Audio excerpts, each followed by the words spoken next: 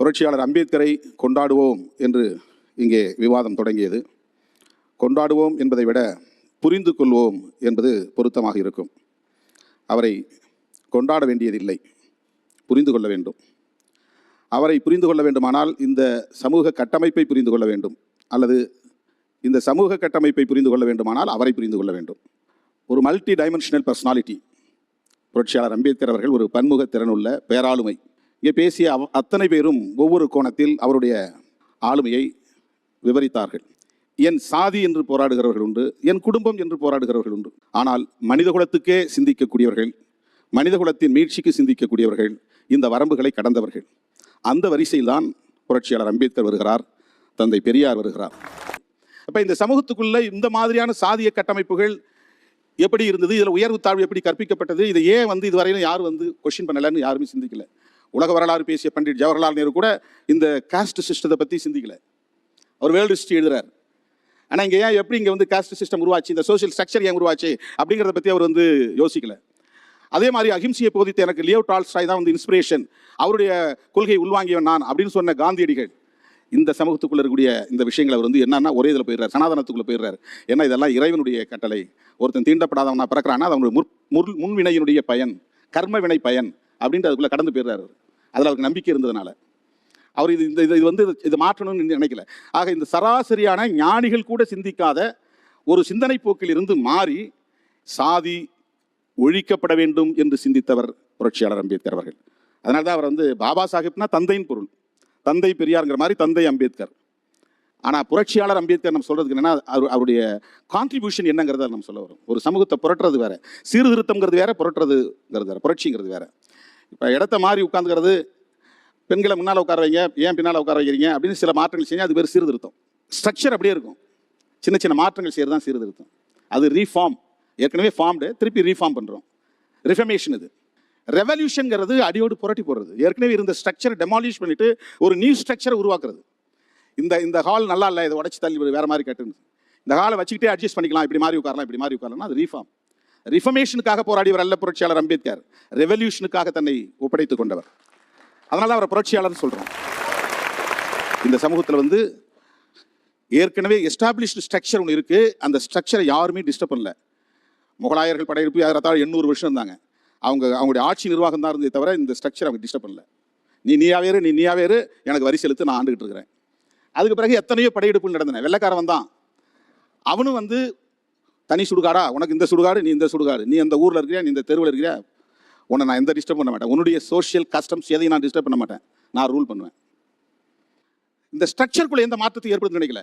ஆக இந்திய சமூக கட்டமைப்பில் முதலாக ஒரு தலைவர் இந்த சமூகத்தையே அடியோடு புரட்டி போடுவேன் அப்படின்னு சிந்தித்த தலைவர் புரட்சியாளர் அம்பேத்கர் அவர்கள். அதுக்காக அவர் சிஸ்டத்தை தாண்டி கான்செப்டுக்குள்ள போறார். அவர் ஒரு தியரியை கொடுக்குறார்.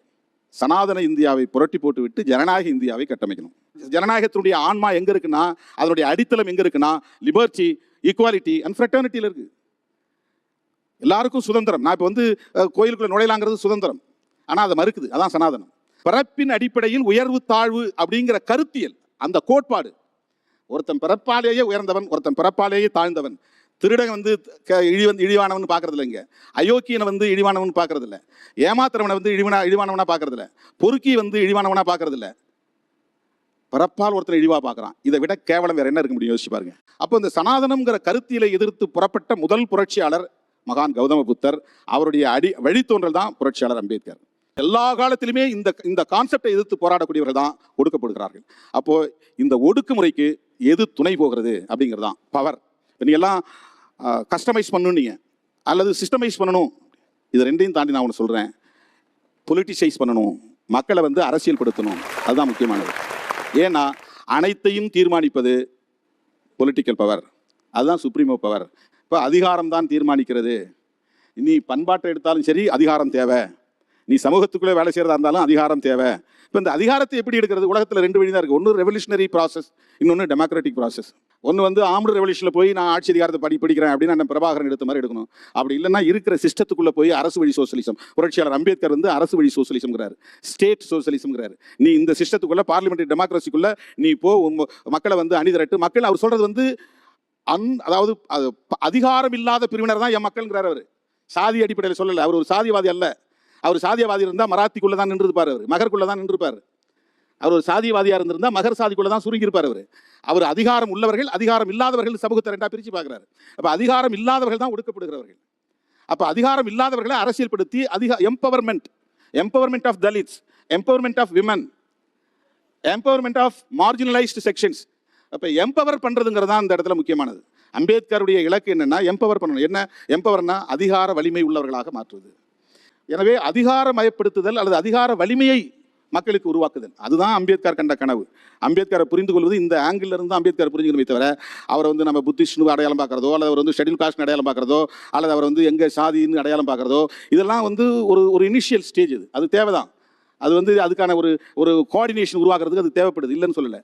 ஆனால் அதை தாண்டி அவர் மனித குலத்துக்கான மொத்த மானுடத்திற்கான விடுதலைக்கு சிந்தித்தவர். அது எல்லா நாடுகளுக்கும் அதனால தான் பொருந்தது. எல்லா நாடுகளாலும் அதனால தான் அவர் அங்கீகரிக்கப்படுறார். இங்கே அவரை புரிந்து கொள்வதில் ஒரு கான்செப்சுவல் அப்ரோச் என்பது இல்லை, ஒரு கோட்பாடு சார்ந்த பார்வை இல்லை. எனவே புரட்சியாளர் அம்பேத்கர் அவர்களை புரிந்து கொள்வதற்கு, இந்த சமூக கட்டமைப்பை புரிந்து கொள்வதற்கு, சாதி ஒழிய வேண்டும் ஏன் என்று புரிந்து கொள்வதற்கு அவரை நாம் புரிந்து கொள்ள வேண்டும். அவர் நான் தலித்து, அதனால் அவர் எனக்கு இப்படி கொடுமை நேர்ந்தது, இந்த கொடுமையை எதிர்த்து நான் எங்கள் மக்களை திரட்டி நான் போராடுறேன், அது சாதியை ஒழிக்கிறேன். அப்படி சாதியை ஒழிக்கணும்னா இப்போ பிராமண சமூகத்தில் ஐயர் இருக்காங்க, ஐயங்கார் இருக்காங்க, ரெண்டு சமமா? ரெண்டு பேரும் சமமா நடத்திக்கிறாங்களா? ஐயருக்கு ஐயங்காருக்குள்ள டிஸ்கிரிமினேஷன் இல்லையா? ஐயர் சாதிக்குள்ளேயே ஈமச்சடங்கு செய்கிற சாதி வேற, சமையல் செய்கிற சாதி வேற, பூசாரி செய்கிற சாதி வேற, ஜோசியம் சொல்கிற சாதி வேற, ஆளுமை செய்கிற சாதி வேற. அப்போ உங்களுக்கு ஐயர் சமூகத்துக்குள்ளேயே டிஸ்கிரிமினேஷன் இருக்கு. அந்த டிஸ்கிரிமினேஷன் ஒழிக்கிறதுக்காக தான் புரட்சியாளர் அம்பேத்கர் பாடுபட்டாரே தவிர வெறும் பல்லர் பறையர் செக்கிலினுடைய டிஸ்கிரிமினேஷன் ஒழிக்கிறதுக்காக பாடுபடலை. அப்படி குறுக்கியே பார்க்கக்கூடாது, அவரை சுருக்கி பார்க்கக்கூடாது. இங்கே ஒட்டுமொத்தத்தில் ஒரு டிஸ்கிரிமினேஷன் இருக்குது, சமூகத்தில் பாகுபாடு இருக்குது. அது ஜெண்டர் பேஸ்டாக இருக்கலாம், காஸ்ட் பேஸ்டாக இருக்கலாம், ரிலீஜியஸ் பேஸ்டாக இருக்கலாம், அல்லது லிங்குஸ்டிக் பேஸ்டாக இருக்கலாம், எத்தனிக் பேஸ்டாக இருக்கலாம். எப்படி வேணாலும் டிஸ்கிரிமினேஷன் இருக்குது. டிஸ்கிரிமினேஷன் ஒழியணும்னா லிபர்ட்டி, ஈக்குவாலிட்டி, ஃப்ரெட்டர்னிட்டி இதுங்க கட்டமைக்கப்படணும். இது கட்டமைக்கப்பட்டுட்டா, இந்த அரசியலமைப்பு சட்டம் இங்கே முழுமையாக நடைமுறைப்படுத்தப்பட்டுட்டா இது எல்லாமே ஒழிஞ்சிரும். அவ்வளோதான். இதனால் தான் இந்த சட்டத்தை தூக்கி எறிய வேண்டும் என்று சில சக்திகள், சனாதன சக்திகள் கருதுகிறார்கள். இப்போ அவங்க என்னென்னா, இந்த அரசமைப்பு சட்டம் தான் உடைய முதல் எதிரி, புரட்சியாளர் அம்பேத்கர் தான் உடைய முதல் எதிரி. இவங்க ரெண்டு பேரும் தான் சனாதன சக்திகளுக்கான எதிரி. ஆனால் வெளியில் என்ன வேடம் போடுறாங்கன்னா, அம்பேத்கர் எங்களுக்கானவர், இல்லைன்னா அவர் கிறிஸ்தவத்துக்கு போயிருப்பார், இல்லைன்னா அவர் இஸ்லாத்துக்கு போயிருப்பார் அப்படின்னு சுதேசி விதேசி அரசியல் பேசுகிறாங்க. ஆனால் அது உண்மை அல்ல. உண்மையிலேயே அவர்கள் ஆழ் மனதில் மிக முக்கியமான, முதன்மையான, மூர்க்கமாக எதிர்க்கப்பட வேண்டிய எதிரியாக அவர்கள் பார்ப்பது புரட்சியாளர் அம்பேத்கரை தான். ஏனென்றால் அவரை போல் இந்த சனாதனத்தின் மீது சம்மட்டி அடி கொடுத்த தலைவர்கள் யாரும் இல்லை அகில இந்திய அளவில். தந்தை பெரியார் பேசியிருக்கிறார். ஆனால் மத மாற்றம்ங்கிற நடவடிக்கை அம்பேத்கர் எடுத்தார். ஒரே நாளில் 10 லட்சம் பேர். அதில் அவங்க பௌத்தத்தை தழுவினாங்களா அல்லது வேற மதத்தை தழுவினாங்கிறது முக்கியம் இல்லை. 10 லட்சம் பேரை ஒரே நாளில் ஒரு மதத்திலிருந்து வெளியேற்றினார். அதுதான் ஆயிரக்கணக்கான ஆண்டுகளாக ஒரு வாழ்க்கை முறையை ஏற்றுக்கொண்டு, ஒரு உணவு முறையை ஏற்றுக்கொண்டு, ஒரு கலாச்சாரத்தை ஏற்றுக்கொண்டு, கணவன், மனைவி, அப்பா, அம்மா, பிள்ளைகள் என்று ஒரே ஒரு கலாச்சாரத்துக்குள்ள ஊறி கிடந்தவங்களை ஒரு தலைவன் 10 லட்சம் பேரை தூக்கி எறிஞ்சிட்டு வெளியேறான். இப்போ இந்து மதத்திலிருந்து வெளியேறினார் அப்படிங்கிறதால முக்கியமானதை தவிர பௌத்தத்தை தழுவினார்ங்கிறது முக்கியம் இல்லை. கடைசி முச்சு வரையில் அந்த சனாதன எதிர்ப்பில் அவர் உறுதியாக இருந்தார். எனவே அவரை ஒரு சனாதன எதிர்ப்பு போராளியாக, இந்த சமூக கட்டமைப்பை அடியோடு புரட்டி போடுகிற ஒரு புரட்சியாளராக பார்க்க வேண்டும். அம்பேத்கரை புரிந்து கொள்வோம். அதன் மூலம்தான் அவரை கொண்டாட முடியும்.